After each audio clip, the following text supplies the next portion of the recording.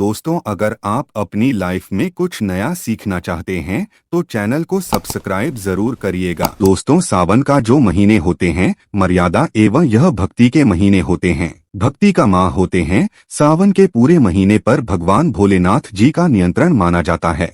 दोस्तों, ऐसा माना जाता है कि सावन के पूरे महीने पर भगवान भोलेनाथ की पूजा पाठ करने से वो शीघ्र प्रसन्न होते हैं। सावन के पूरे महीने भगवान भोलेनाथ का प्रिय महीने है और इसके अनेक पौराणिक कथा एवं धार्मिक मान्यता भी है। इसलिए दोस्तों, जन साधारण लोग किसी और महीने में संयम नियम का पालन करें या ना करें, लेकिन सावन के महीने में संयम एवं नियम का पालन जरूर करते हैं। तो आज के जो वीडियो है बहुत ही सुंदर है, ज्ञानवर्धक जानकारी है। इस वीडियो को अपने फायदे के लिए आपको पूरा जरूर देखना चाहिए। सावन के महीने की विशेष महत्व कुछ इस प्रकार से है। दोस्तों, सावन के महीने में समुद्र मंथन हुआ था। सावन के महीने में ही माता लक्ष्मी समुद्र मंथन से उत्पन्न हुई थी और माता लक्ष्मी को धन की देवी का दर्जा प्राप्त भी सावन के महीने में ही हुआ था। सावन के महीने में भगवान भोलेनाथ भूलोक पर आ जाते हैं और भूलोक पर जिनके घर में यथावत शिवलिंग रखे गए होते उनके घर में जरूर भगवान आंशिक रूप में जरूर आते हैं। इस माह में भगवान विष्णु योग निद्रा में चले जाते हैं तो सृष्टि के संपूर्ण कार्यभार भगवान भोलेनाथ के ऊपर में होता है। तो दोस्तों, आज के हमारे जो वीडियो का विषय है बहुत ही सुंदर है कि इस वृक्ष पर बांधे 2 जोड़ा हरी चूड़ी अब के हर इच्छा शीघ्र पूर्ण होगी। और इस वृक्ष पर सावन में अगर हरी चूड़ी बांधते हैं तो आपकी मनोकामना शीघ्र पूर्ण होगी। दोस्तों, आपके आने वाले समय भी सुगमता से गुजरेंगे और कैसा भी आपके जीवन के परेशानियों सारी परेशानी समाप्त हो जाएंगे। तो दोस्तों, यह जानकारी पाने के लिए इस वीडियो को आपको पूरा जरूर देखना है। अगर आप भी भगवान भोलेनाथ जी के सच्चे भक्त हैं तो कमेंट बॉक्स में ओम नमः शिवाय जरूर लिखना। दोस्तों, भगवान भोलेनाथ जी को यह 3 वृक्ष अत्यंत प्रिय है और इस वृक्ष की पूजा करने से शिव पूजा करने का ही फल प्राप्त होता है। दोस्तों, इस वृक्ष के बारे में शास्त्रों में ये भी कहा जाता है कि मनुष्य जाति के जन कल्याण के लिए स्वयं भगवान भोलेनाथ एवं माता पार्वती ने इन वृक्षों के रूप में भूलोक पर अवतरित हुए थे, अर्थात भूलोक पर जन्म लिए थे। इस वीडियो में जानते हैं सावन में हरी चूड़ी का महत्व। दोस्तों, हरा रंग सौभाग्य एवं उल्लास का प्रतीक माना जाता है जो मन को शीघ्र आनंदित करता है। हरे रंग प्रकृति का वह स्वरूप है। हरे रंग प्रकृति का स्वरूप माना जाता है। माता पार्वती भी प्रकृति हैं एवं भगवान भोलेनाथ को पुरुष माना जाता है। दोस्तों, हरे रंग का उदाहरण इस प्रकार से है जैसे सावन में भगवान शिव जी को चढ़ाए जाने वाले बेलपत्र, धतूरे, भांग एवं दूब हरे रंग का होते हैं। दोस्तों, प्रकृति निर्माण करने वाले भगवान भोलेनाथ हरे रंग से अतिशीघ्र प्रसन्न होते हैं।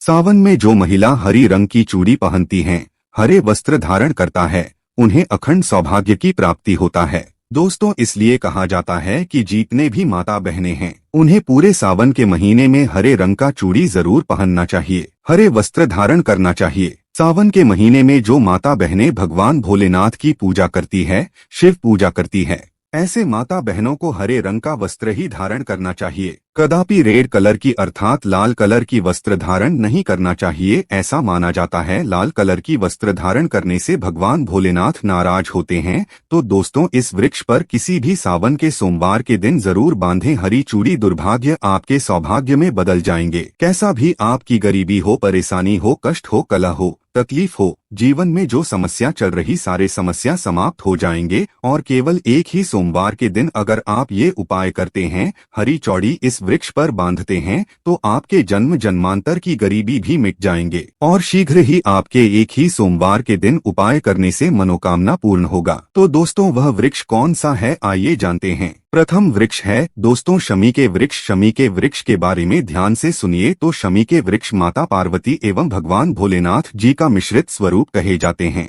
इसलिए दोस्तों, शमी के वृक्ष को उमामहेश्वर वृक्ष भी कहा जाता है। कई स्थान पर शमी के वृक्ष को उमामहेश्वर वृक्ष भी कहा जाता है। पूरे सावन भर शमी के वृक्ष पर माता पार्वती एवं भगवान भोलेनाथ जी का वास माना जाता है। सावन के महीने में गोधूली बेला पर और प्रदोष काल के समय अर्थात दोस्तों जब दिन ना होना ही रात हो तथा संध्या काल के समय, तो इस वृक्ष को संध्या काल के समय में गोधूली बेला में या फिर प्रदोष समय इस वृक्ष को छूने से पाप, दोष, कष्ट एवं परेशानियां समाप्त हो जाती है। केवल सावन के महीने में छूने मात्र से दोस्तों सावन के महीने में समी वृक्ष की जड़ पर अगर कच्चा दूध डाला जाए तो भगवान भोलेनाथ शीघ्र प्रसन्न होते हैं व माता पार्वती की खूब सारा आशीर्वाद प्राप्त होता है। शमी वृक्ष के महत्व कुछ इस प्रकार से प्रभु राम लंका पर आक्रमण करने से पूर्व शमी वृक्ष की पूजा किए थे। पांडवों ने अपने दिव्य हथियार भी समीक्षा पर ही छुपा करके रखा था। शमी के वृक्ष जिस घर में लगा होता है उस घर का कल्याण हो जाता है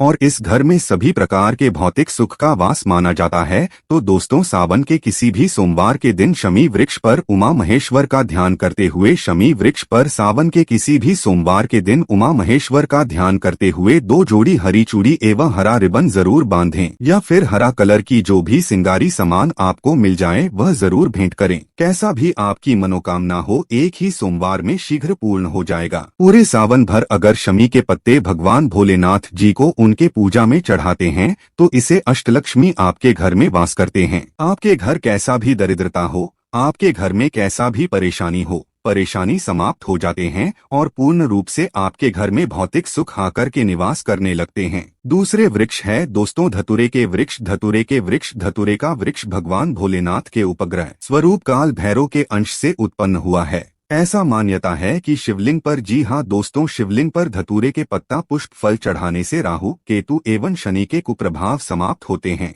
धतूरे के वृक्ष पर सावन के किसी भी सोमवार के दिन अगर 2 जोड़ा हरी चूड़ी बांधे तो शत्रु से छुटकारा मिलती है एवं शत्रु का सर्वनाश होता है। दोस्तों अगर सावन के किसी भी शनिवार के दिन धतूरे के वृक्ष पर बाबा काल भैरव का ध्यान करते हुए हरी चूड़ी बांधा जाए तो घर से भूत प्रेत बाधा भस्म हो जाती है एवं छोटे से धतूरे की जड़ घर के किसी भी कोने पर अगर छुपा करके या फिर खन करके दबा दिया जाए, जमीन में गाड़ दिया जाए तो भूत प्रेत इत्यादि का बाधा समाप्त हो जाता है। दोस्तों जो तीसरे वृक्ष है दोस्तों वह है बेल के वृक्ष। दोस्तों इसके अंदर पुराण में स्पष्ट लिखे हुए हैं कि बेल के वृक्ष माता पार्वती के पसीने से उत्पन्न हुआ है। जब माता पार्वती के पसीने मंदराचल पर्वत पर गिरे तो मंदराचल पर्वत पर माता पार्वती की जो पसीने गिरते ही बेल के वृक्ष का स्वरूप ले लिए। ऐसा माना जाता है कि जो बेल के वृक्ष के दर्शन करने मात्र से व्यक्ति के पाप मिट जाते हैं, स्पर्श करते हैं तो जीवन के सारे जो समस्या होती है, थकान होती है वो भी मिट जाती है। हमने पिछले साल आप सभी दर्शकों को बेल वृक्ष की पूजा करने के नियम भी बताए थे।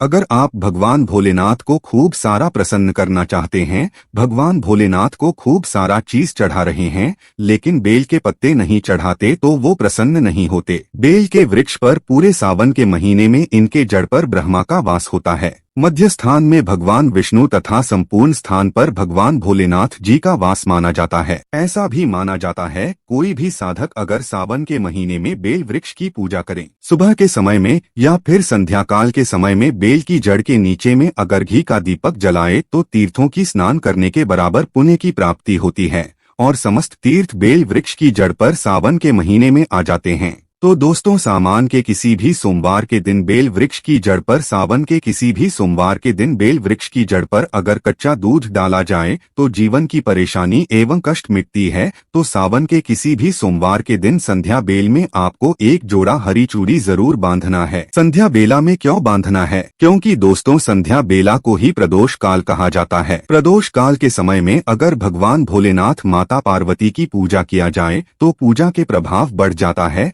अर्थात दोस्तों शीघ्र मनोकामना की पूर्ति होती है। जैसे आप सुबह पूजा कहते हैं उनके प्रभाव 100 गुना होता है।